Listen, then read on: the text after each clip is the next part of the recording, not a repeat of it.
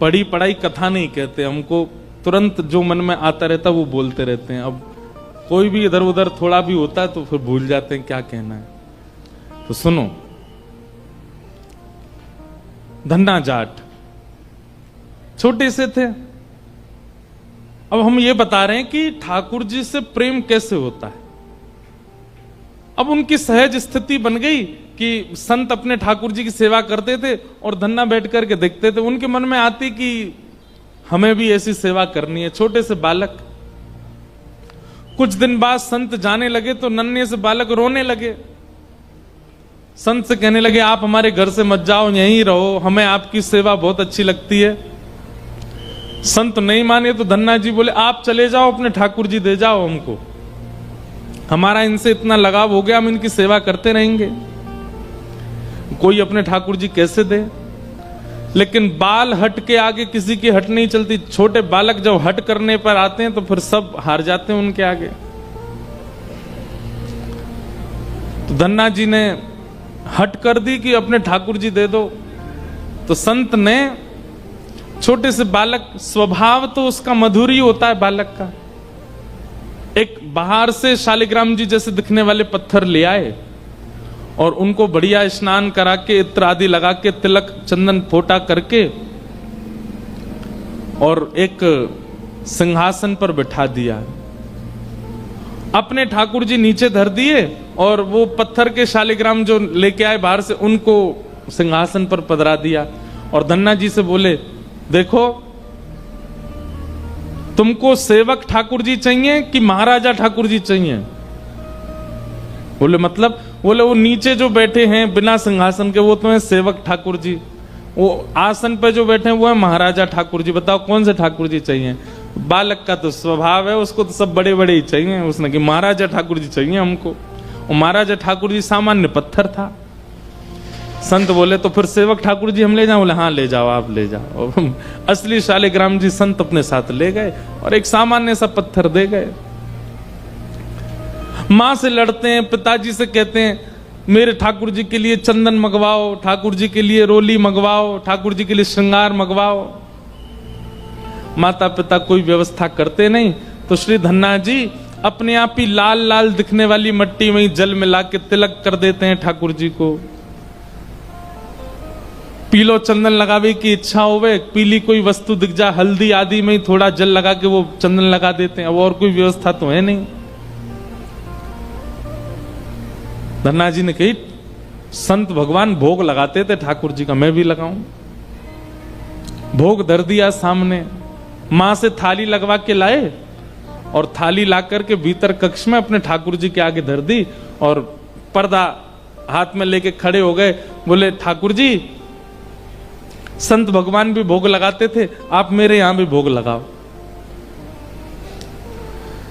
धीमे धीमे धन्ना जी ऐसे पर्दा लेके खड़े हो जाते और धीमे से ऐसे देखते ठाकुर जी पा रहे हैं कि नहीं। अभी तो नहीं पा रहे, फिर खड़े हो जाते। फिर थोड़ी देर में देखते ठाकुर जी ने पाया कि नहीं, अभी तो नहीं पाया। बीच बीच में कहते हैं लाल जी कहा बात है, आपको बढ़िया नहीं लग रहा प्रसाद, क्यों नहीं पा रहे आप? बाल अवस्था में ये चतुराई नहीं आती हमारे चित्त में कि ठाकुर जी के आगे केवल थाली रखी जाती है और यथावत उठा ली जाती है। ये तो बड़े होने के बाद हमारा स्वभाव बन जाता है ऐसा। बालक के चित्त में तो ये आ जाता है कि नहीं ठाकुर जी हमारी तरफ पाते ही होंगे, और ऐसे स्वभाव यदि बड़ों के चित्त में आ जाएं तो निश्चित है कि ठाकुर जी पाएंगे ही। हमें विश्वास है कि ठाकुर जी पाएंगे नहीं, इसीलिए थाली यथावत ही मिलती है हमको, कभी परिवर्तन नहीं होता उसमें। कभी चिंता हुई अपने ठाकुर जी के सामने प्रसाद पधरा के जब दोबारा उठाने के लिए गए तो उस प्रसाद में एक तनिक भी कुछ कम नहीं हुआ, इस बात से कभी चिंता हुई हमको? कभी नहीं हुई। बालक के सामने थाली रख दी जाए और एक रोटी दी जाए, वो आधी ही खावे, माँ पूरे घर को अदर कर देती है। नजर लग गई किसकी, और रोटी नहीं खा रहा है, आधी ही खा रहा है, इतने में ही पूरा हो गया, और ये तो गलत बात है, खाता क्यों नहीं है? डॉक्टर के पास ले जाएंगी, वैद्यों के पास ले जाएंगी, गंडे बनवाएंगी। ऐसी चिंता कभी ठाकुर जी के लिए हुई? हमारे लाल जी क्यों नहीं पाते? क्योंकि हमें भरोसा है कि नहीं पाएंगे, इसलिए ठाकुर जी भी नहीं पाते। लेकिन धन्ना जाट को ये नहीं है, उसको तो है कि क्यों नहीं पा रहे हैं, क्या दिक्कत है। ठाकुर जी से बोला आप नहीं पाओगे तो मैं भी नहीं पाऊंगा। भूखे प्यासे 1 दिन 2 दिन 3 दिन निकल गए। छोटा सा बालक ठाकुर जी के आगे प्रसाद पधरा करके बोले, ठाकुर जी मुझको बहुत जोर से भूख लगी है, आप जल्दी से पालो, आप पाओगे तो ही पाऊंगा, नहीं तो नहीं पाऊंगा मैं। और जैसे ही पर्दा लेकर के खड़े भये धन्ना जी, 3 दिन के उनके विश्वास प्रकार से ये स्थिति हुई कि पर्दा के भीतर से चटकारों की आवाज आने लगी। चटकारे मतलब जैसे कोई अचार चाटता है ना, चाट के फिर ऐसे करता है, ऐसे चटकारों की आवाज आने लगी। धन्ना जी बोले चटकारे कौन ले रहा? जैसे ही हाथ थोड़ा किनारे करके पर्दे के भीतर देखा, नन्हे से गोपाल जी प्रकट हो गए और अपने हाथ में सब सामग्री लेकर के प्रेम से पा रहे हैं। प्रेम प्रस्तुत किया गया होगा तभी तो प्रेम करेंगे ठाकुर जी। हम श्रद्धा तक सीमित रहते हैं, हम अर्चना तक सीमित रहते हैं, हम पूजा तक सीमित रहते हैं। ठाकुर जी कहते हैं तू जहां तक सीमित, मैं भी वहीं तक सीमित।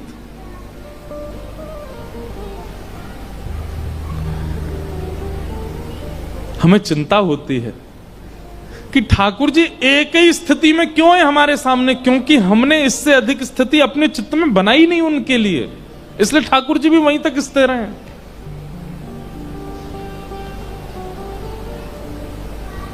प्रेम, भागवत जी कहते हैं सवई पुंसाम परो धर्मो, सवई प्राणी मात्र का परम धर्म क्या है? सवई पुंसाम परो धर्मो यतो भक्तिर अदोक्षजे अहैतुक्य प्रतिहता ययात्मा संप्रसीदति। अहैतुकी भक्ति होना ठाकुर जी के प्रति। अहैतुकी भक्ति मतलब प्रेम लक्षणा भक्ति। सूत जी महाराज इस प्रकार कहते हैं, वो प्रेम लक्षणा भक्ति प्रकट हो ठाकुर जी के प्रति। इसी उद्देश्य से अब मैं भागवत का सुंदर भाव आप सबको सुनाऊंगा। और पहले उन्होंने ठाकुर जी के अवतारों का विषय बताया, भगवान के कैसे कैसे अवतार, किस किस के लिए किस किस भाव से ठाकुर जी पधारे। श्रीमद् भागवत की रचना का क्रम बताया, भागवत क्यों लिखी गई। भागवत जी के लिखने का एक ही कारण है, और वो अभी अभी स्पष्ट किया गया ताकि हम सबके चित्त में प्रेम प्रकट हो ठाकुर जी के लिए। श्रद्धा तो हो जाती है, समर्पण तो हो जाता है, विश्वास भी हो जाता है, पर प्रेम नहीं हो पाता। वो प्रेम प्रकट कराने वाली श्रीमद् भागवत जी। हे व्यास जी, आपने इतने सारे ग्रंथ लिखे, आपने 4 वेद लिख दिए, ऋग्वेद, यजुर्वेद, सामवेद, आपने शिव पुराण लिखा, आपने देवी भागवत लिखी, आदि आदि सब कुछ आपने लिखा, लेकिन आपके चित्त को शांति क्यों नहीं है? क्योंकि आपने अभी तक प्रेम को प्रस्तावित करने वाला कोई ग्रंथ नहीं लिखा। धर्म अर्थ काम मोक्ष को प्रस्तावित करने वाले ग्रंथ लिखे केवल। व्यास जी ने कहा क्या लिखना चाहिए? बोले ऐसा कोई ग्रंथ लिखो जहां पर भगवान का ऐश्वर्य नहीं, जहां पर भगवान की भगवत तत्वता नहीं, जहां पर भगवान का स्वभाव प्रकाशित होता हो।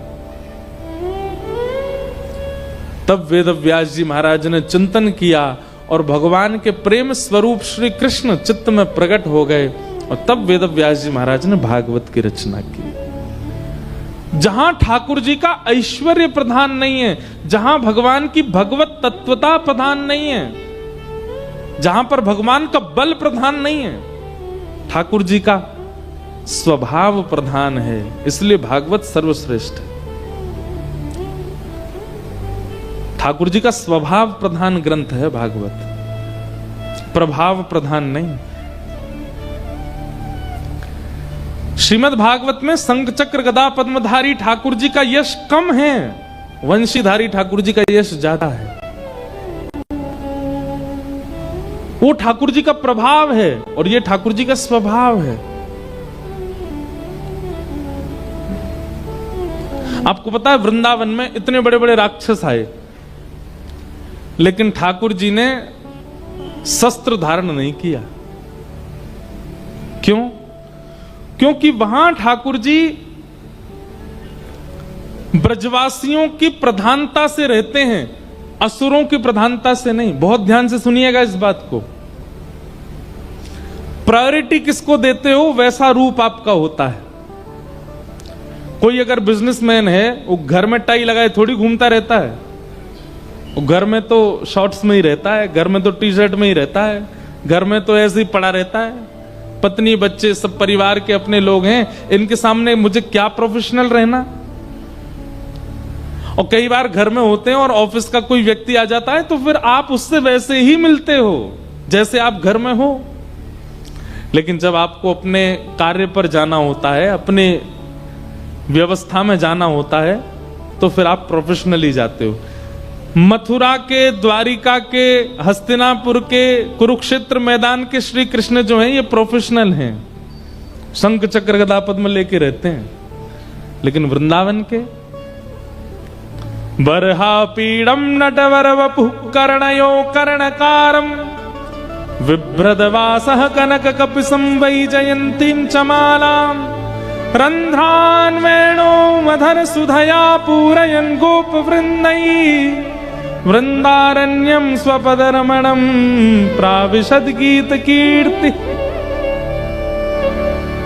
वहां ठाकुर जी शस्त्र नहीं उठाते, वहां ठाकुर जी अपने प्रभाव में नहीं आते हैं, स्वभाव में ही रहते हैं। एक दिन मधुमंगल बोलो, अरे लाला सुन, तू जहां जावे सबरे तेरी इतनी पूजा करें,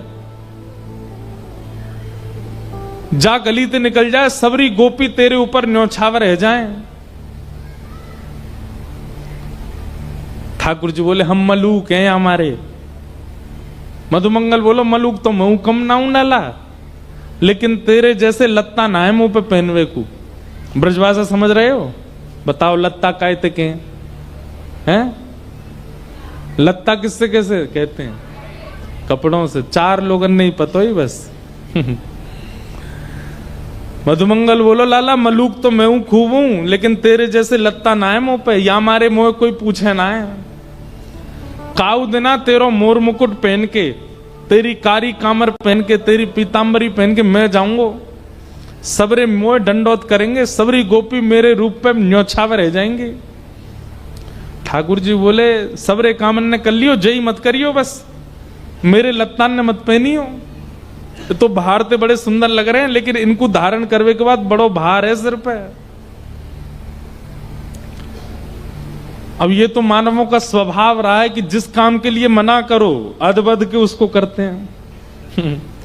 मधुमंगल बोलो जरूर इन लत्तान में ही कछु जादू है, तभी मना कर रो मोते, लेकिन मैं मानूंगा ना काउदना अवसर मिले तो।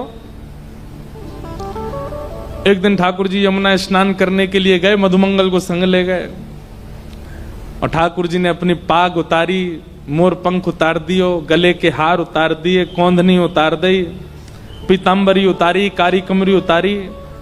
नेक्स्ट सो ठाकुर जी ने केवल एक धोती को एक लांग लगा करके एक घुटने से ऊपर ऊपर तक को एक भाव पहन लियो और कूद गए ठाकुर जी अपनी चोटी बना करके सिर पे।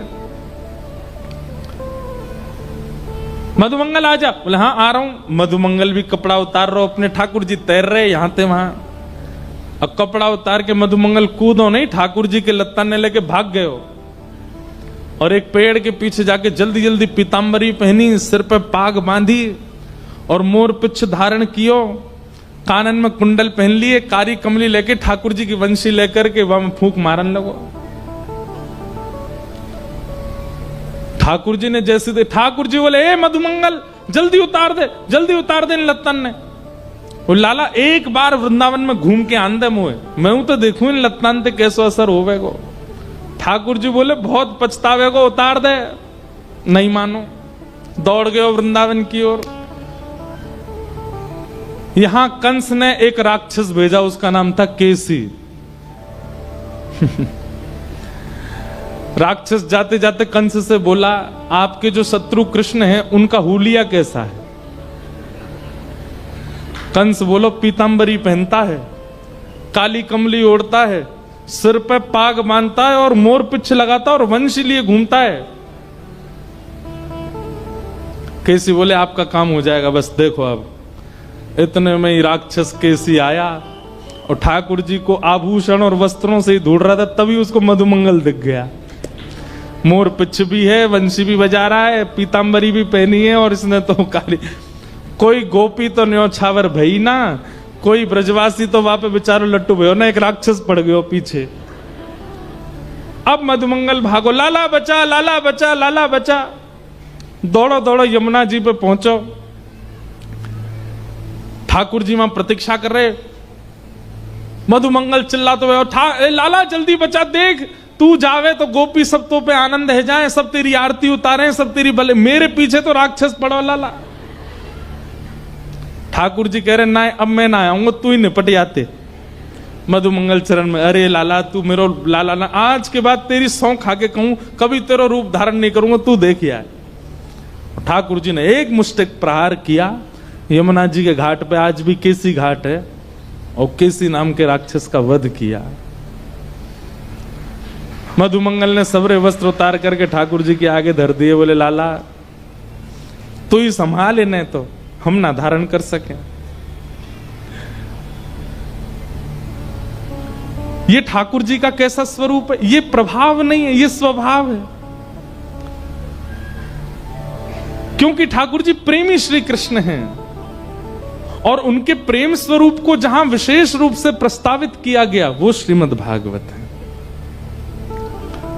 बीच बीच में कहीं कहीं प्रभाव प्रकट होता है, लेकिन श्री वेदव्यास जी महाराज तुरंत उस प्रभाव को गौड़ करके फिर स्वभाव को प्रदान कर देते हैं।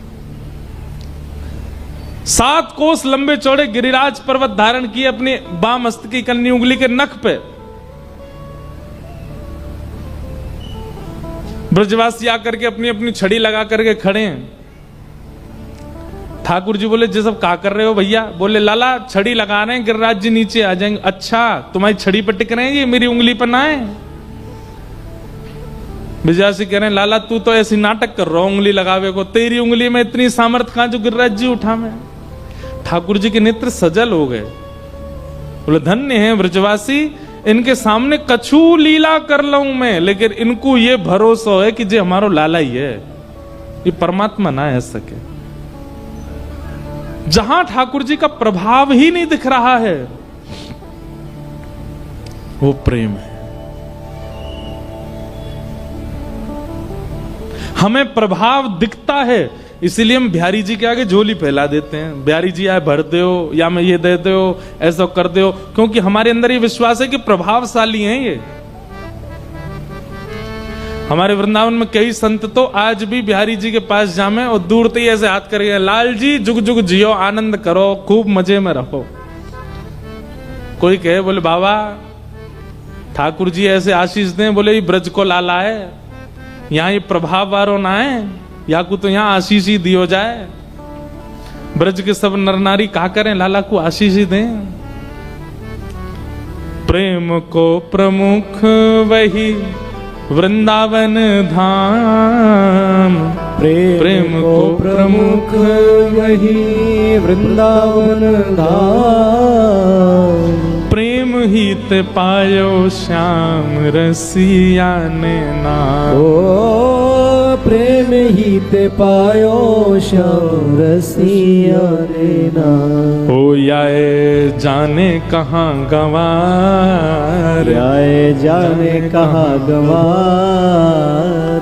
प्रेम नदिया की सदा उल्टी बहधार, कौन पावे आपको पार।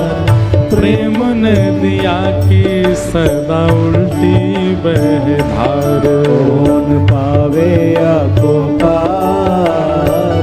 प्रेम जाने काम की ओढ़े। पूरे विश्व में कहा नाम है, कालों के काल महाकाल, कैलाश के निवासी, केदारवासी, रामेश्वर में विराजमान रामेश्वरनाथ, जहां भी चले जाओ महादेव का स्वरूप ऐसा है कि बस देख करके आदमी हाथ जोड़ के थर थर कांपता है।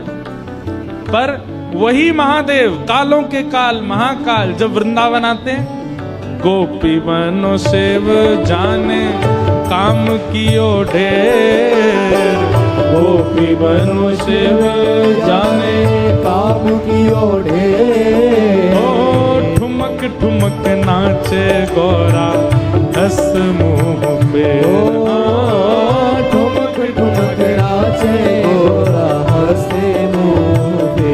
अरे हाँ ठुमक ठुमक नाचे गौरा हस मुंह पे। ठुमक ठुमक नाचे गौरा कौन? हंसे मुंह पे।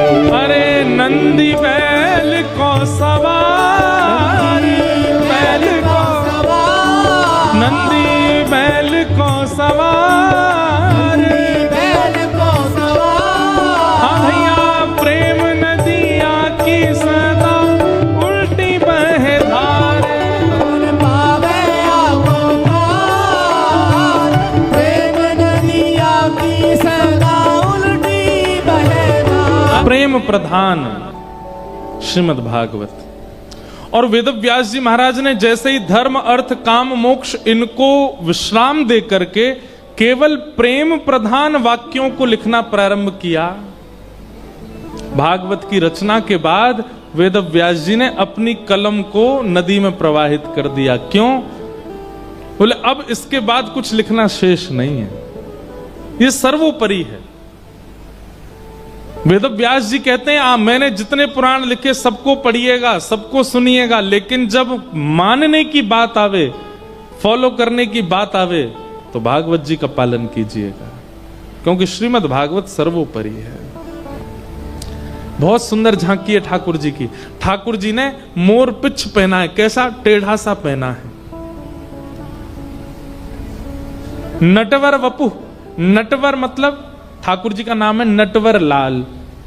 नटवर का मतलब क्या होता है? नट का मतलब होता है लोगों को अपनी कला से आकर्षित करने वाले को एक प्रकार से नट कहते हैं। कला प्रदर्शन करने वाले को नट कहते हैं। नट के प्रति आकर्षण अपने आप बन जाता है। स्टेज पर आकर के परफॉर्मेंस करने वाला व्यक्ति कैसा भी हो, उसके प्रति आकर्षण हो ही जाता है। लेकिन ठाकुर जी कौन है? बोले नटवर, आकर्षण करने वालों में भी प्रधान है नटवर।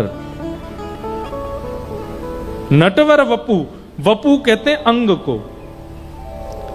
ठाकुर जी की एक उंगली भी देख ली ना गौरते, ठाकुर जी की एक रों भी देख लियो गौरते, वही पे न्योछावर रह जाओगे। मुखमंडल तो बहुत दूर की बात है। नटवर वपु। कर्णयो कर्णकारम, कान दो हैं तो कुंडल एक ही पहनते हैं ठाकुर जी। वो कैसे पहनते हैं? कभी या कान में पहन लें और चलते चलते उतार के कभी या कान में पहन लें, कभी या कान में पहन लें, ऐसे। और ये क्यों करते हैं ठाकुर जी? जितनी देर चलते हैं उतनी देर मन तो लगना चाहिए, तो मन कैसे लगा? में कुंडल खोलें दूसरे में पहने, फिर कुंडल खोलें फिर या में पहने। ठाकुर जी की बाल लीला। हमारे नाना जी इसका एक और सुंदर भाव बताते थे। बोले लाला, ठाकुर जी हमारी तरह कुंडल नहीं, जैसे पुष्प धारण कर लेते हैं यहां कान के ऊपर, और फिर चलते चलते कहा करें ऐसे पुष्प निकारें और वह आकाश में उछालें और दूसरे कान में ऐसे धारण कर लें, और फिर सबरे ग्वाला के वाह लाला एक और बार करके दिखा। फिर ठाकुर जी फिर निकारें, फिर उछालें, फिर यूं करें, सीधो यहीं आके गिरे। जैसे साउथ इंडियन पिक्चरों में एक्टर करता है ना, चश्मा उछालता है सीधे आंख पे ही आके लगता है, ऐसे ठाकुर जी हमारे लीला करते, सब ग्वाला मचल जाते, वाह लाला हमू करके दिखाएंगे, लेकिन उनसे हो नहीं पाता। फिर ठाकुर जी आनंद कर। तो कर्णयो कर्णकारम, जो बार बार फेर फेर करके अपने कानों के कुंडलों को बदलते रहते हैं चलते चलते।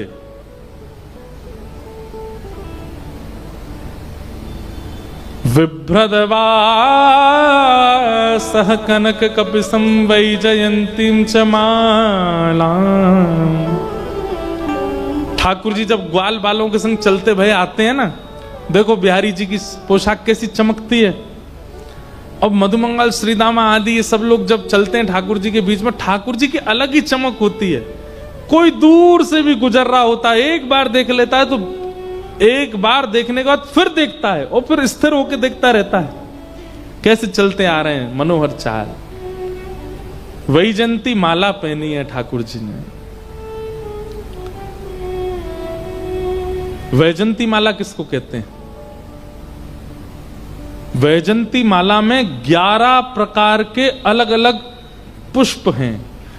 या तो 11 प्रकार के अलग पुष्प, या फिर 11 प्रकार के रत्न, या फिर 11 प्रकार की मणियों से उसकी बहुत सुंदर व्याख्या है, विस्तृत व्याख्या है वैजयंती माला की। ठाकुर जी वो धारण करते हैं। तो 11 पुष्प ऐसे नहीं एक के पीछे एक पिरो दियो, उसकी सजावट ऐसी की गई है। वो 11 अलग अलग रंग अलग अलग दिखाई देते हैं, ठाकुर जी उसको धारण करते। वैजयंतीं च माला रंध्रान वेणो अधर सुधया पूरयन गोप वृंदई। श्रीमद् भागवत का वेणु गीत सुनने लायक है। ठाकुर जी जब वेणु वादन करते हैं ना, तो जैसे तेज हवा चलने पर वृक्ष मचलते हैं, ऐसी ठाकुर जी की मधुर वेणु पर मानव नहीं, जीवात्मा नहीं, गोपियां नहीं, वृक्ष वल्लरियां भी ऐसे झूमने लग जाते हैं। उनके पुष्प, उनके पत्र, जो वृक्ष कभी बंजर हो गया हो, जिसमें कभी पुष्प नहीं आते, ठाकुर जी उसके समीप से भी वंशी बजाते हुए निकल जाते हैं, तो उसमें भी सुंदर सुंदर पुष्प प्रकट हो जाते हैं। एक जगह तो ऐसा वर्णन है कि श्याम सुंदर और बलराम जी जब चलते हैं मार्ग पर, सारे वृक्ष एक एक बार अपनी टहनियों को इतना नीचे झुका देते हैं कि ठाकुर जी के चरण स्पर्श कर लें। पुत्र महाभारत। बंधुओं, कभी कभी मन में विचार करता हूं कि हम भारतवासी कितने सौभाग्यशाली हैं कि हमारे पास ऐसे ऐसे दिव्य ग्रंथ हैं जहां पर हर भाव का समाधान। महाभारत के लिए हमारे आचार्य जन कहते हैं यन्ने भारत तन्ने भारत।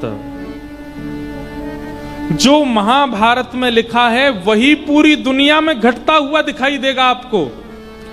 और यदि ऐसी कोई घटना आपने देखी जो आज तक नहीं हुई है, महाभारत उठा के देख लीजिएगा, वहां उसका भी वर्णन होगा।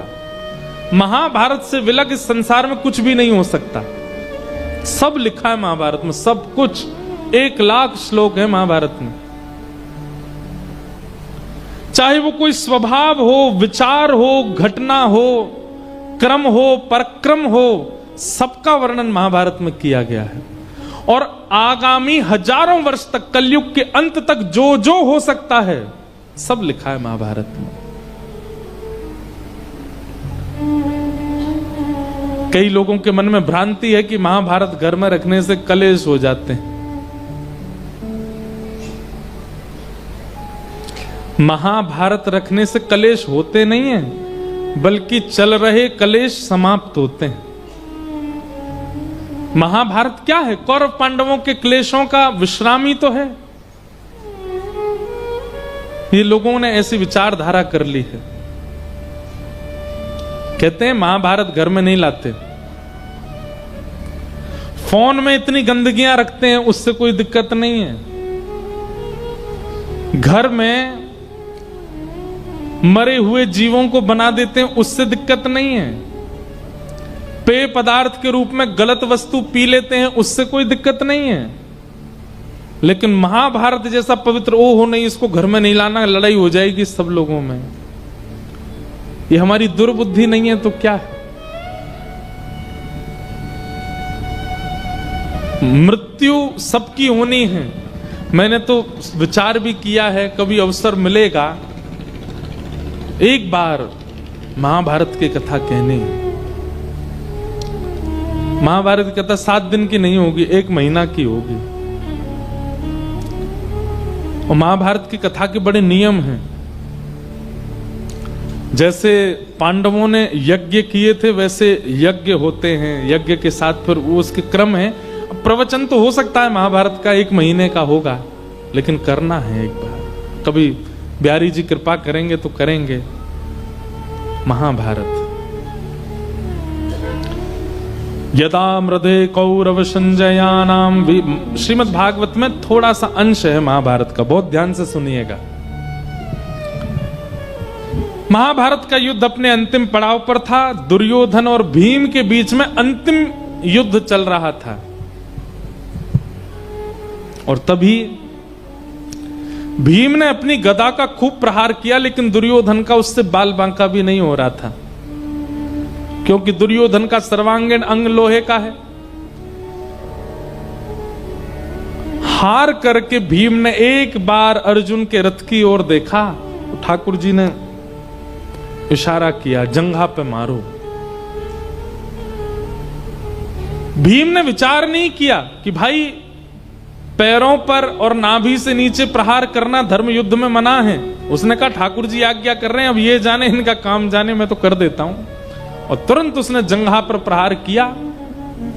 बिल्कुल विचार नहीं किया कि नाभि से नीचे मना है मारना।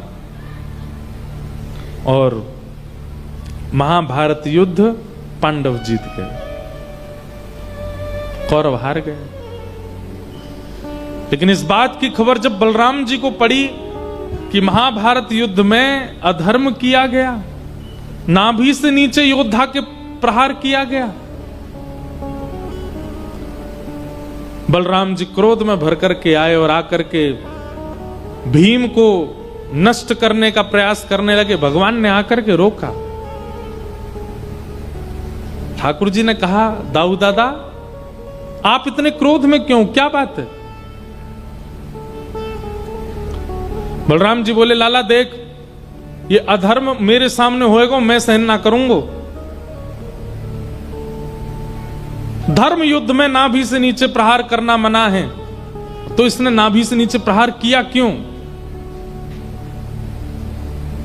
और मोह पता चली तेने आज्ञा दैया को, तेने भी धर्म विरुद्ध आज्ञा काय को दई।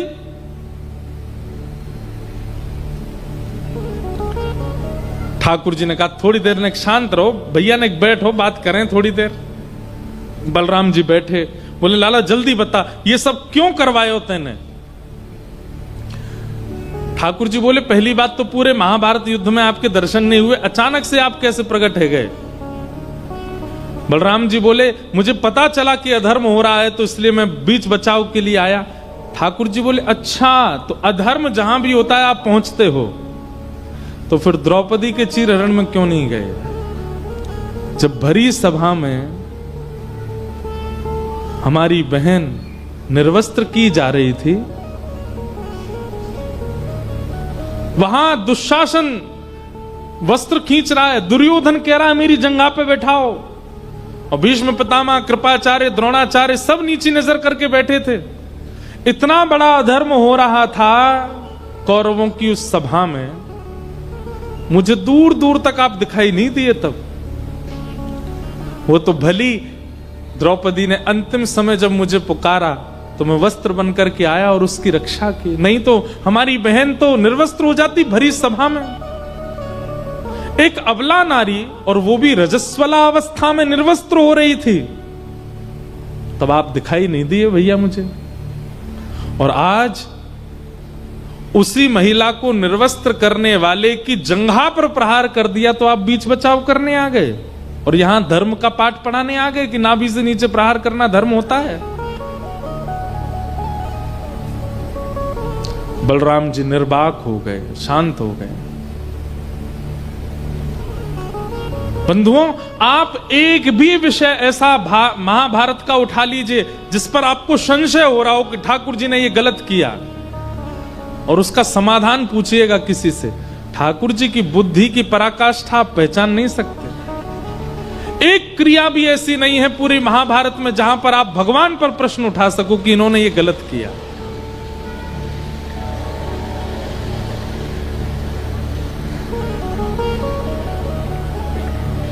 बलराम जी बोले, लाला मुझे क्षमा कर दे, लेकिन मैं एक बार तो पूछना चाहूं, तो फिर धर्म का निर्वहन जहां ना किया जा रहा हो कैसे पहचाना जाए, या क्या क्रिया करनी चाहिए? ठाकुर जी बोले अब इसका विस्तार तो हम अर्जुन को दे चुके हैं गीता के रूप में, लेकिन भैया हमारी एक बात सुनो। दुर्योधन जैसे अधर्मियों को यदि कभी मारने की नौबत आए और उस समय यदि अधर्म ही किया जाए, अधर्म से मारा जाए, तो कोई दोष नहीं। अबला नारी के ऊपर दृष्टि रखने वाला, छोटे छोटे बालकों के प्रति कुभाव रखने वाला, माता पिता के प्रति दोह रखने वाला ऐसा व्यक्ति यदि कभी सामने आ जाए और उसके पाप का घड़ा इतना भर चुका हो कि मृत्यु ही एकमात्र उपाय है, तो फिर धर्म का विचार नहीं करते भैया। रावण भी ब्राह्मण था, लेकिन एक अबला नारी को अपहरण करके ले गया। ऐसा ब्राह्मण किस ब्राह्मण स्वरूप का है जो कुदृष्टि रखता है, परिस्त्री गमन करे, परिस्त्री गमन की भावना चित्त में रखे? उसकी मृत्यु हुई और परमात्मा के हाथों ही हुई।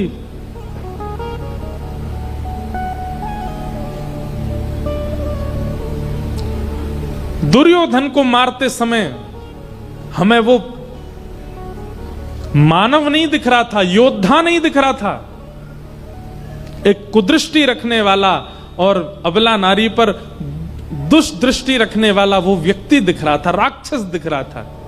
इसलिए उसको मारने के लिए नाभि से नीचे प्रहार मैंने आज्ञा दे करके करवाया।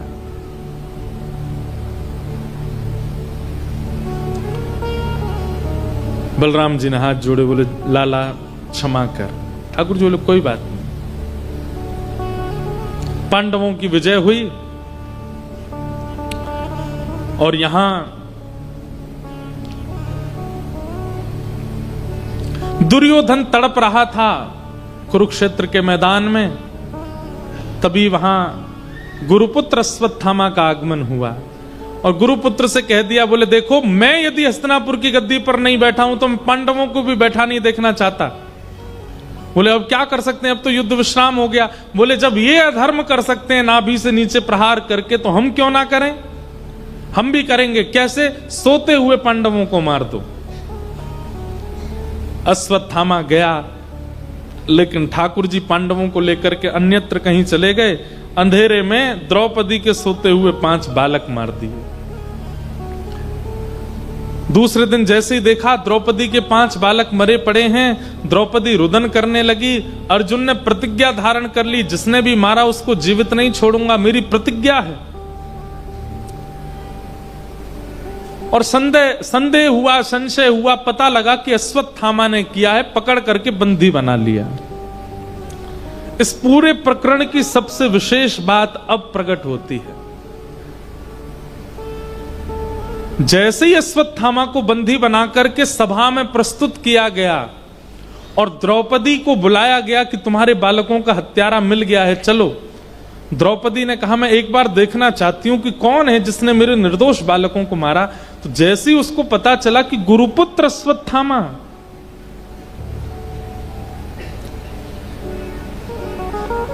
आहा, तथा हतं पशुवत् पाशवद्ध मवाङ्मुखं कर्म जुगुप्सितेन निरीक्ष्य कृष्णापकृतं गुरुसुतं वामस्वभावा कृपया ननामच। बहुत ध्यान से सुनिएगा।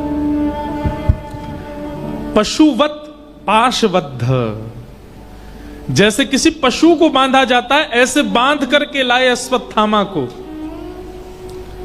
और चला करके नहीं लाए, घसीट करके लाए अश्वत्थामा को। अब उसके कर्म देखे जाएं तो किसी को दया नहीं आएगी। बालकों को मारा है छोटे छोटे, लेकिन गुरुपुत्र है, हमारे गुरु का बेटा है, ये चिंतन करके निरीक्ष कृष्णापकृतम गुरु सुतम, द्रौपदी के नेत्र सजल हो गए और हाथ जोड़ करके अर्जुन से कहने लगी, अर्जुन इसको छोड़ दो, इसको ऐसे मत मारो, ये हमारे गुरु का बेटा है। जिन गुरु ने तुमको धनुष उठाना सिखाया, बाण चलाना सिखाया, रणभूमि में खड़ा होना सिखाया, जिन गुरु की कृपा से तुम योद्धा कहलाए, गांडीव धनुषधारी कहलाए, ये उनका बेटा है। उन गुरु के ऋण हैं हमारे ऊपर। चलो महाभारत युद्ध में वे विपक्ष में थे इसलिए मारे गए, लेकिन कम से कम उनके परिवार के प्रति तो थोड़ी कृतज्ञता रखो। बंधुओं, आपको सुनने में बहुत सामान्य सी बात लग रही होगी, लेकिन द्रौपदी उन बालकों की माता है जो मारे गए हैं और अश्वत्थामा उनका हत्यारा है, और द्रौपदी उसके लिए कह रही है कि इसको मुक्त कर दो। वहां खड़े सब आश्चर्यचकित हो गए, लेकिन दूर खड़े श्री कृष्ण के नेत्र सजल हो गए। प्रेम से भर गया ठाकुर जी का चित्त, और ठाकुर जी ने द्रौपदी को अपना नाम दे दिया, निरीक्ष कृष्णा, मैं कृष्ण हूं और मेरी बहन कृष्णा। क्यों? दया का स्वभाव। पति से जितने प्रसन्न हुए हैं ठाकुर जी, उतने शायद किसी से प्रसन्न नहीं हुए इस पक्ष में। भगवान ने अपना नाम ही दे दिया, बोले इसका नाम है कृष्णा।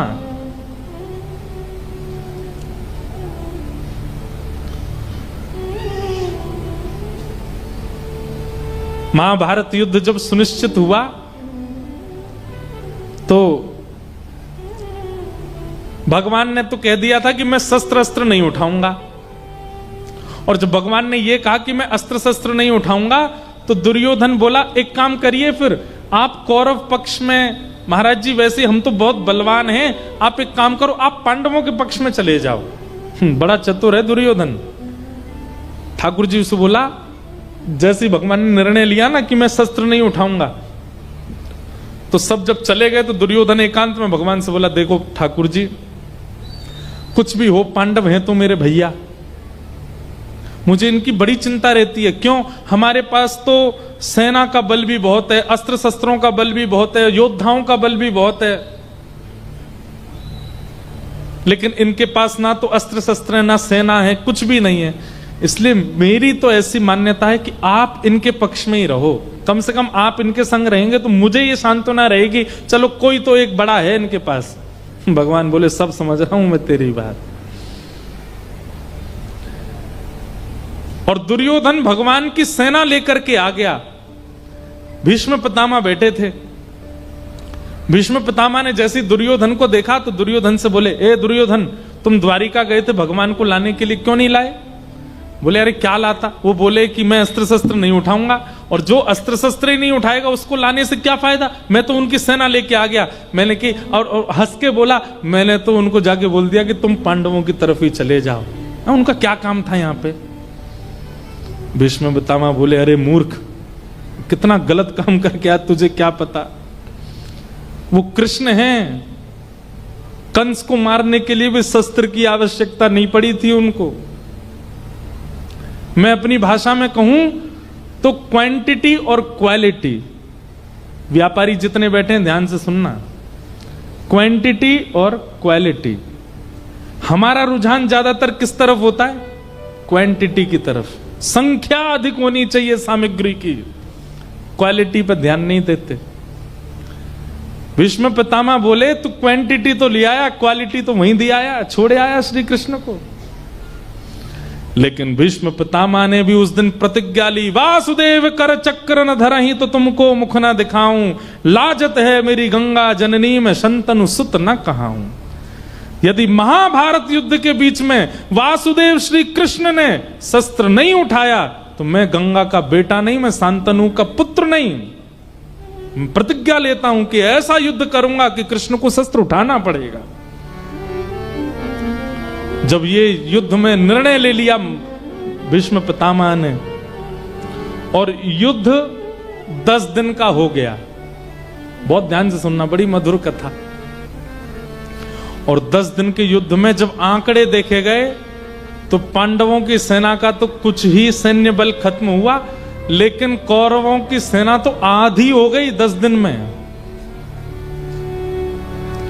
और तब दुर्योधन अपनी भौहें चढ़ा करके भीष्म पितामह के पास जाता है और कहता है, आप जैसे बड़े बुजुर्ग हमारे ऊपर बैठे हैं, फिर भी हम हार रहे हैं।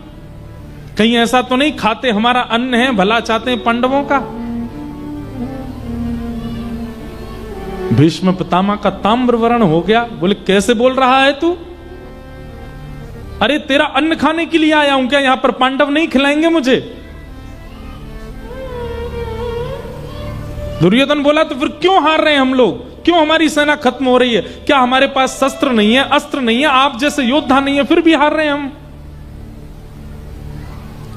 भीष्म पितामह ने कहा, तुझे मृत्यु का बहुत भय है, जीतने की बहुत भूख लगी है तुझे। एक काम कर, तू भी पीछे रहना, सब लोग पीछे रहना। कल महाभारत युद्ध में सबसे आगे मेरा रथ खड़ा होगा और पूरी सेना का नेतृत्व तो कल मैं करूंगा। देखता हूं कैसे जीतते हैं ये पांडव। और सुन, एक बात और सुन। बोले, क्या? आज अर्धरात्रि में मैं जब संध्या कर रहा हूंगा, तब अपनी पत्नी भानुमति को भेजना मेरे पास और उससे कहना चुपचाप आए, किसी को लेके ना आए, अकेली अर्धरात्रि में आए।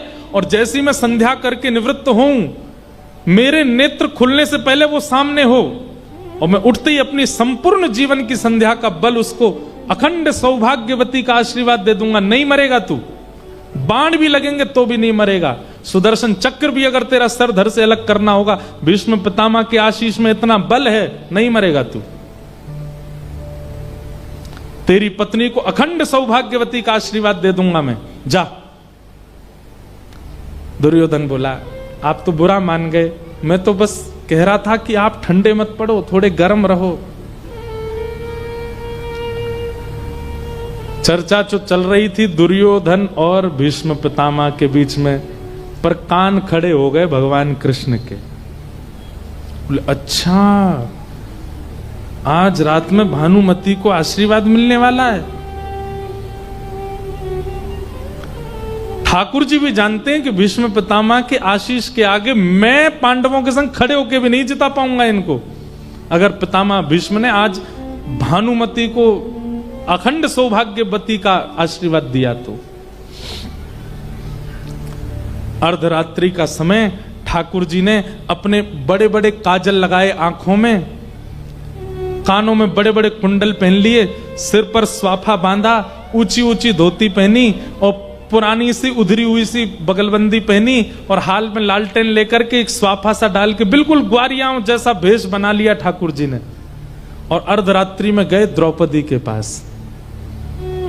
सो रही थी द्रौपदी, उसके सोते हुए के पैर के अंगूठे को खींचा भगवान ने, उठ के खड़ी हो गई। कौन है? ए, मैं हूं, चिल्ला मत इधर आ। द्रौपदी से प्रेम देखो ठाकुर जी का। भैया, आप इतनी रात को क्यों आए? बोले, क्योंकि तू सोती रहेगी तो तेरा भाग्य भी सोता रहेगा, जल्दी चल मेरे साथ। और सोती हुई द्रौपदी को ही उठा लिया, उसने वस्त्र आदि अपने ठीक किए, ठाकुर जी लेकर के उसको, दोनों बहन भैया रात में दौड़ रहे हैं भीष्म पितामह के शिविर की ओर, तेजी से ठाकुर जी चला रहे हैं। द्रौपदी दौड़ नहीं पा रही थी, उसने पैरों में एक जूती सी पहनी हुई थी। ठाकुर जी बोले, क्या धीमे धीमे क्यों चल रही है? बोले, अरे कन्हैया चलो ना जा रहा, देख मेरे पामन में मैंने जूती पहनी। ठाकुर जी बोले, रुक, पाम उठा। और उसकी दोनों जूतियां ठाकुर जी ने अपने हाथ से उतारी और अपने ऐसे बाम में दबा लिए। बोले, अब ठीक है, चल हाथ पकड़, जल्दी दौड़। और लेकर के उसको दौड़ रहे, द्रौपदी की जूतियां दबा करके दौड़ रहे और समझाते जा रहे हैं। सुन, सब लोग ध्यान से सुनना। पितामह भीष्म के पास जा रहे हैं हम, घूंघट कर लियो, मुख मत दिखाइयो अपनो और चुपचाप भीतर जाइयो। भीतर जाके पितामह भीष्म के चरणन में प्रणाम करके आशीर्वाद लेके चुप बाहर आ जाइयो। बोले, दिन में भी तो जा सकते थे आशीर्वाद लेने, रात में क्यों जाना है? बोले, सब बातें अभी नहीं बताऊंगा, बाद में बता दूंगा, बस जितना कह रहा हूं उतना करियो। और कहीं वो पूछें कि अकेली आई हो तो बस इतना कह दियो, अकेली नहीं आई, हमारी गौशाला का ग्वारिया साथ में आया है, वो मुझे राखी बंधवाता है, मेरा भैया ऐसा ऐसा करके कुछ कह दिया, नौकर आया हमारा, और तुरंत बस इस बात का ध्यान रखियो, आशीर्वाद लेती भगियो वहां से। द्रौपदी बोली ठीक है। ठाकुर जी तो बाहर ही रुक गए, द्रौपदी को भेजा जाओ भीतर। भानुमति आवे उससे पहले द्रौपदी पहुंच गई और घूंघट करके भीष्म पितामह के सामने जाकर के बैठ गई। भीष्म पितामह संध्या वंदन कर रहे थे और संध्या पूर्ण करके एक संत कह रहे थे कि भानुमति भी आ गई थी। भानुमति घुसने वाली थी, ठाकुर जी दौड़े दौड़े वहां के पास गए, बोले अरे आप यहां क्या कर रही हो? बोले मैं ठाकुर जी ने रूप बदल रखा था, पहचान में आ नहीं रहे थे। बोले मैं तो आपको ही ढूंढ रहा हूं इतनी देर से। बोले क्या हुआ? बोले दुर्योधन को हृदय में पीड़ा हो रही है, बहुत जोर से आपका नाम बोल रहा है, जल्दी जाओ उसके पास। भानुमति बोली अब भाई जिसके सौभाग्य का आशीर्वाद लेने आए उसी को ही अटैक पड़ रहा है तो चलो। दौड़ करके भानुमति गई दुर्योधन के पास और वहां दुर्योधन चुपचाप बैठा था, शांत। भानुमति जैसे ही पहुंची, पतिदेव स्वामी क्या हुआ? बोले क्या हुआ? तो लिया ही आशीर्वाद, भीष्म पितामह मिल लिए? वो नहीं, मुझे तो एक ग्वारिया मिला, वो बोला कि तुम्हारे हृदय में दर्द हो रहा है, मैं तो दौड़ी। अरे तूने क्या किया? जल्दी जा दौड़ के। इतने में तो खेल कर दिया ठाकुर जी ने। अंदर द्रौपदी गई हुई थी, भीष्म पितामह के नेत्र खुले, अपनी माला को नेत्रों से लगा करके और तुरंत अपने हाथ में जल लिया। आ गई भानुमति? द्रौपदी बोली बोलना कुछ नहीं है, सिर हिलाई। भीष्म पितामह गए और अपने हाथ में जल लेकर के अपने संपूर्ण जीवन में मैंने अखंड ब्रह्मचर्य का पालन किया, मैंने ये नित्य कर्म किए, मैंने ये पूजा की, मैंने गायत्री की उपासना की। हे विधाता, संपूर्ण बल अखंड सौभाग्यवती का मैं आशीर्वाद देता हूं। और जल छोड़ करके और दोनों हाथों से अखंड सौभाग्यवती भव, द्रौपदी को आशीष दे दिया। तेरा सुहाग अखंड हो जाए, कोई नहीं मार सकता उसको। जैसे ही द्रौपदी ने सोचा अखंड सौभाग्यवती भव, और आज युद्ध में यही बाण लेके भाग रहे थे अर्जुन के पीछे, तो द्रौपदी ने सोचा ये आशीर्वाद देके कल कहीं मुकर ना जाएं, इनको जिम्मेवारी इनकी याद दिला दूं। तुरंत द्रौपदी ने अपना घूंघट ऊपर किया और बोली याद रहे पांचों में से एक का भी बाल बांका नहीं होना चाहिए। और पितामह अब संपूर्ण महाभारत युद्ध में आपकी जिम्मेवारी है, युद्ध के अंतिम दिन मेरे सुहागों को आप लेके आओगे मेरे पास। आपने आशीष दिया। भीष्म पितामह घबरा गए, द्रौपदी मैंने तो भानुमति को बुलाया था, तू कहां से आ गई यहां पे? द्रौपदी ने तुरंत घूंघट किया, दौड़ने लगी। रुक जा, वहीं पर खड़ी हो। भगवान ने मना किया तब बोलना नहीं, लेकिन मानी नहीं। अब तो रुक गई द्रौपदी। भीष्म पितामह गए, इतनी रात को तू क्यों आई यहां पर? तुझे कैसे पता कि मैं आशीष देने वाला हूं? द्रौपदी थोड़ी सी सहम गई और बोली मैं आपकी पुत्र वधू नहीं हूं, मुझे आपके आशीर्वाद का अधिकार नहीं। भीष्म पिता बोले नहीं नहीं, ऐसे मैं ऐसा नहीं कह रहा हूं, तू भी आशीर्वाद की अधिकारिणी है, लेकिन अब क्या करें, अब देना भानुमति को था पर द्रौपदी को मिल गया। यहां तो पूरा पासा ही पलट गया, पूरा पक्ष पांडवों के पक्ष में चला गया। ये तो पूरा युद्ध पांडव जीत गए। अब भीष्म पितामह थोड़े भावुक हो गए, बोले अब मैं कुछ नहीं कर सकता, अब तो विजय पांडवों की निश्चित है। कोई बात नहीं बेटा, तू सौभाग्यवती रहे, तू सदा प्रसन्न रहे, तू सदा आनंद में रहे, और अब तेरे पांडव विजयी होंगे। द्रौपदी बोले ठीक है मैं जाती हूं। थोड़ी देर में भीष्म पितामह का थोड़ा बोले पांडवों की जीत होना, अर्धरात्रि में भानुमति का द्रौपदी में परिवर्तित हो जाना, ये कोई संयोग से कम तो नहीं है। ए द्रौपदी रुक रुक रुक रुक, अकेली आई है तू? द्रौपदी बोली हाँ अकेली आई हूं। नहीं अकेली तो नहीं हूं, पर साथ में कोई ऐसा नहीं है, वैसे तो है पर है नहीं। क्या बोल रही है, स्पष्ट बता, कौन आया साथ में? बोले गोपाल भैया। कौन गोपाल भैया? बोले ग्वारिया है, हमारे यहाँ दूध काटता है, मुझसे राखी बंधवाई उसने। भीष्म पितामह बोले जरा चलियो, मैं भी तो देखूं तेरा गोपाल भैया कैसा। द्रौपदी बोली आप इतने महान योद्धा छोटे से ग्वारिया से मिलेंगे, अच्छा लगता, आप विराज में। बोले नहीं नहीं, ऐसे योद्धाओं की तो हमको जरूरत है, चल तो सही बाहर। दूर ठाकुर जी पहरेदारी कर रहे थे कि कहीं भानुमति नहीं आ जाए, और यहां चिंता कर रहे थे कि द्रौपदी इतनी देर क्यों लगा रही है। इतने में ही शिविर से बाहर आकर के अर्धरात्रि का समय, और भीष्म पितामह ने शेर की तरह गर्जना करके कहा, कहां है गोपाल भैया? ठाकुर जी ने जैसे ही भीष्म पितामह की आवाज सुनी, 2 पटक तो वहीं लगी ठाकुर जी को। बोले सब काम खराब कर आई, बार बार कहा था बोलना नहीं भीतर जाके, और सब खत्म कर आई होगी। ठाकुर जी धीरे धीरे आए। जी हुजूर हम हैं। बोले इधर आओ। ठाकुर जी गए, हुलिया बदल के आए थे, लालटेन थोड़ी तेज करी भीष्म पितामह ने, मुखमंडल थोड़ी पकड़ी ठाकुर जी की, नेक ऊपर करना मुख, नेक आंखें खोल के देखो, ये आंखें क्यों बंद कर रखी हैं तुमने? बोले बंद नहीं, काजल ज्यादा लग गया है। बोले खोलो इसको ढंग से।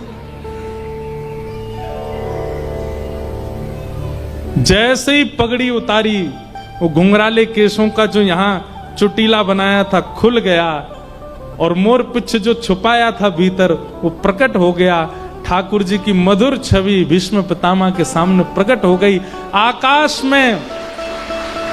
आकाश में जो चंद्रमा बादलों में ढका हुआ था, स्वयं को रोक नहीं पाया। श्याम सुंदर की ऐसी मधुर झांकी प्रकट हुई, और मैं ढका रहा हूं, प्रकाशित हो गया चंद्रमा। और खिलखिल करके हंस गए ठाकुर जी, जैसे कुछ गड़बड़ी करके बालक हंस जाते हैं, ऐसे ठाकुर जी हंस गए।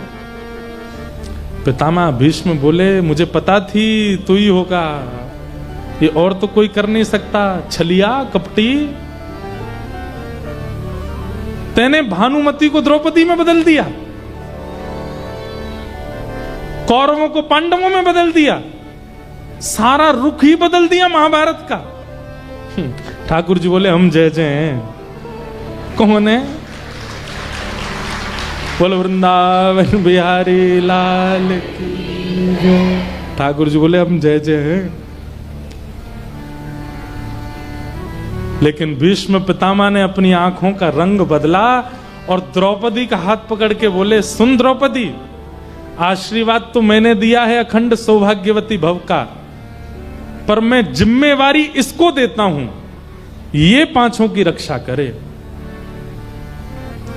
अंतिम दिन मुझसे मत मांगना अपने 5 पतियों को, इससे मांगना, इसको सौगंध है इन पांचों के।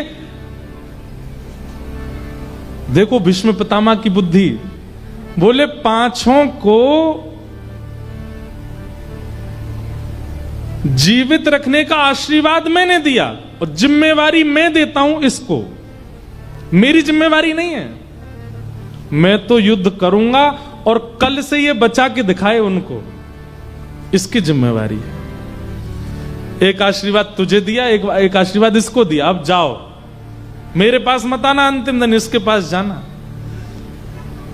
भगवान बोले शांति बैठी रहती, क्या कर दिया तेने?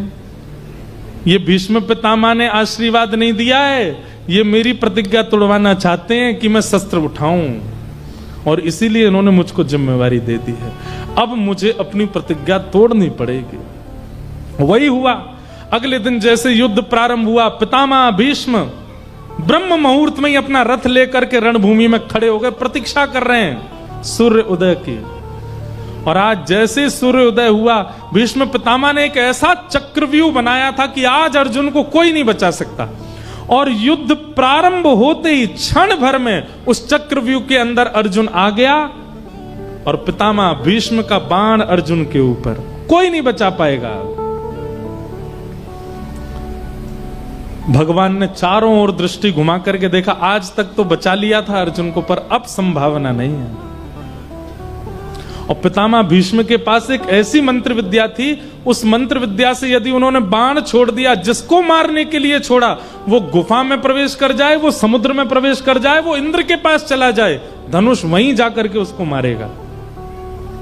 और उसी मंत्र का संधान करते हुए भीष्म पितामह ने अर्जुन को केंद्र में लिया, बोले भाग, जहां तक तेरी क्षमता हो भाग।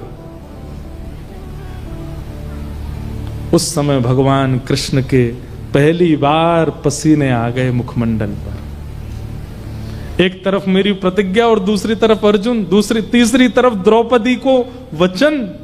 क्या करूं? अर्जुन है मेरो प्राण, मैं हूं अर्जुन को प्राण, अर्जुन के जीवन को जीवन हमारो है। तब भगवान ने नेत्र बंद करके अपनी प्रतिज्ञा को तोड़ा, दूर पड़े हुए रथ के टूटे हुए चक्के को कूद करके ठाकुर जी ने दोनों हाथों में उठा लिया, और जिस प्रकार शेर झपटता है हाथी के ऊपर, दौड़े भगवान श्री कृष्ण रथांग पाणे बनकर के भीष्म पितामह को मारने के लिए। जैसे ही भगवान ने चक्र उठाया और दौड़े भीष्म पितामह की ओर, पृथ्वी कांपने लगी। भगवान श्री कृष्ण का अत्यंत प्रेममय स्वरूप नृसिंह रूप में परिवर्तित होने लगा। आकाश के बादल गर्जना करने लगे, बिजली कड़कने लगी, सूर्य चंद्र घबराने लगे। अब नूतन प्रलय हो जाएगा। ठाकुर जी ने अपनी प्रतिज्ञा तोड़ दी।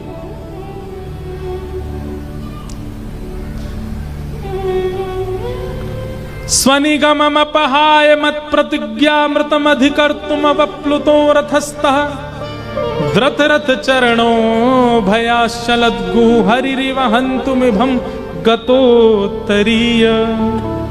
भगवान ने अपने उत्तरीय को, जो पटका पहनते हैं, उसको नीचे गेड़ दिया, और भगवान के पटके ने पृथ्वी को शांत किया। लेकिन भीष्म पितामह ने जैसे ही रथ का चक्का हाथ में देखा, तुरंत अपने धनुष बाण नीचे रख दिए और जोर से हंसते हुए, ताली बजाते हुए कहने लगे, वाह वाह वाह वाह वाह, अरे भैया देखो, युद्ध समाप्त करो, यहीं पर रोको युद्ध को, देखो देखो देखो तमाशा देखो। सब खड़े हो गए। क्या हुआ पितामह?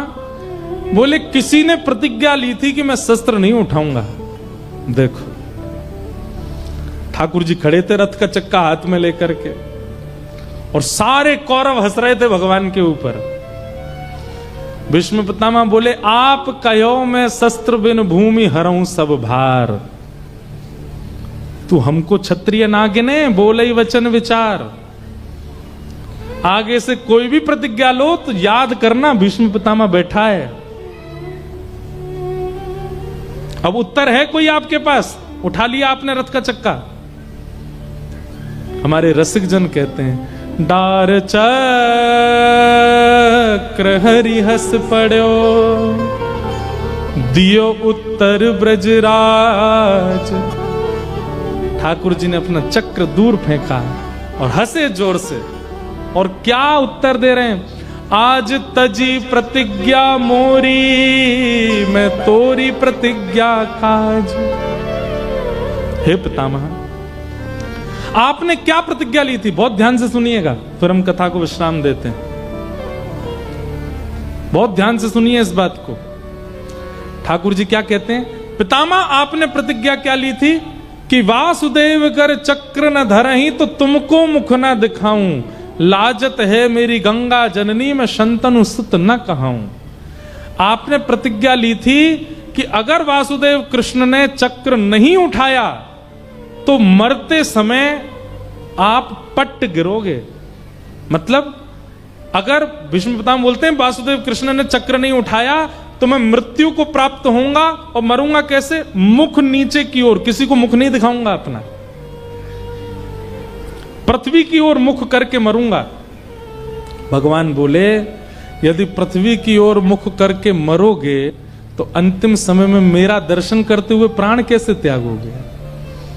और अंतिम काल में यदि मेरा दर्शन तुमको नहीं हुआ प्राण त्यागते समय, तो तुम्हारी सदगति कैसे होगी भीष्म पितामह? इसलिए तुम कहीं मुख नीचे करके ना मरना पड़े, मेरा दर्शन करते हुए तुम्हारी मृत्यु हो, उसके लिए तुम्हारी प्रतिज्ञा का पूरा होना जरूरी था। इसलिए मैंने अपनी प्रतिज्ञा को तोड़ दिया ताकि तुम स्तुति गा सको। मतलब ठाकुर जी की प्रतिज्ञा तोड़ने में भी भीष्म पितामह की भलाई है। ऐसा निर्णय कौन कर सकता है जैसे श्री कृष्ण है। ठाकुर जी अपनी प्रतिज्ञा पर अड़े रहते तो भीष्म स्तुति जो भागवत में गाई गई है ये होती ही नहीं। पितामह भीष्म स्तुति गा ही नहीं पाते, मुख नीचे करके कैसे स्तुति गाते। भीष्म पितामह बाणों की सैया पर लेटे लेटे ठाकुर जी का दर्शन कर रहे हैं, ये भी भगवान की ही कृपा है भीष्म पितामह के ऊपर। ऐसा द्रौपदी से प्रेम है ठाकुर जी का, और इस प्रेम का कारण क्या है? दया, चित्त में दया। ऐसे भगवान के भक्त वत्सल स्वभाव को, प्रेम स्वभाव को हम बारंबार प्रणाम करते हैं। बोलो भक्त वत्सल भगवान की।